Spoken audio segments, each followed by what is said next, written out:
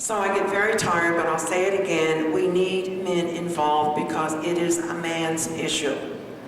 Now, I have a husband who is so patient with me. And oftentimes I'll come home from class and he'll say, oh, here it comes.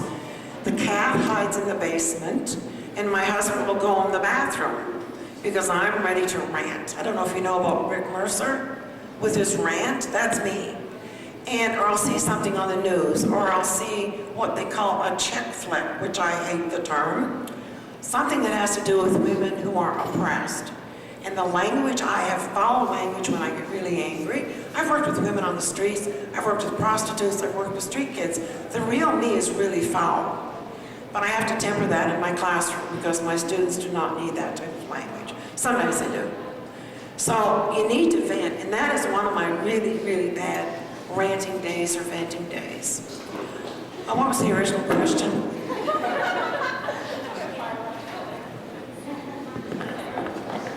I really agree that men are so important to this issue. And I'll tell you something very inappropriate. There's nothing more sexy than a man who cares about women's issues, legitimately cares. I don't believe that there's a biological predisposition for abuse. I think that there's a huge component of socialization and social learning, which is why it is so important for children to be taken care of when their parents are separated or during an abusive relationship. Because 80% of boys will go on to be abusive and 80% of girls will go on to be victims. That's not okay. For my working in the shelter, some of the hardest things for me, and there are many, but one of the hardest is watching little boys who are sweet and lovable one minute and then vicious, scary people the next. And I just don't think it's fair. And when we have a CAS system that won't become involved in domestic violence cases after separation, they'll force her to leave her home, but they may not become involved afterwards. We have a family court system that believes that fathers have a right to access, even if that access is unhealthy for the child and dangerous for the child. I just don't think that is okay. I think every person in this society deserves to be happy, healthy, and well-adjusted. And one of the things that I was taught in my schooling was that I should work myself out of a job. I have reached success when my client doesn't need me anymore. But the fact of the matter is that I will always have a job because there are not enough men speaking out against men's violence against women. I can't stop that. I can dust her off, I can clean her up, I can put her back on her feet and back on a different life path. But 80% of abusers, 80 to 95% of abusers go on to abuse in another relationship. And it's something that happens very frequently. I am also currently an employee of Wise Wish. And we have men who have sent 2 and 3 women through our shelter.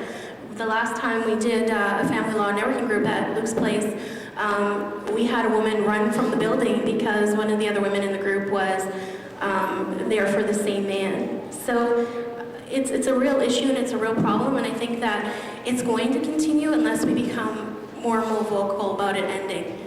And it's just, you know, I'm like famous for sidetracks and soapboxes, but I think that another thing that we have to do is start telling men about how to act appropriately when it comes to sex. If she's vomiting and unconscious, that's not consent. Like early, so much of our date rape prevention is geared to women. Don't put down your glass, don't turn your back on your glass, make sure you walk home with friends, don't show so much cleavage. You know, that skirt is a little short. No, just because I have boobs does not mean that you have the right to have sex with me without my consent. And I think that's really important. And that's just my little rant for today, which stems to the morning that I had. But I think that it's important, and I think that, you know, I think that men have a lot of power, and I think that there's something fulfilling about being in a healthy relationship. So, anyways, I'm sorry. I completely agree with Dr. Grant, who mentioned, you know, the whole idea of social conditioning. I've worked with women survivors of abuse for the past 10 years of my life. And one of the things that I see, or I've seen and I continue to see, is that, you know, I say to a woman, when a woman asks, well, do you think it's something genetic? Do you think it's something, to do with biology? And I say no, because my belief is that if it was, then he would be abusing everybody on the road. He doesn't. If it was, he would be abusing his employer, his colleagues, his friends, the buddies that he drinks with. He doesn't. One woman said to me, She was having an altercation with her partner at home, and he had her up by the throat, lifting her towards the wall. And he was fuming because there were bags and there were shoes and dinner wasn't ready when he came home. As soon as the doorbell rang and his buddies were at the door, there was a completely different person.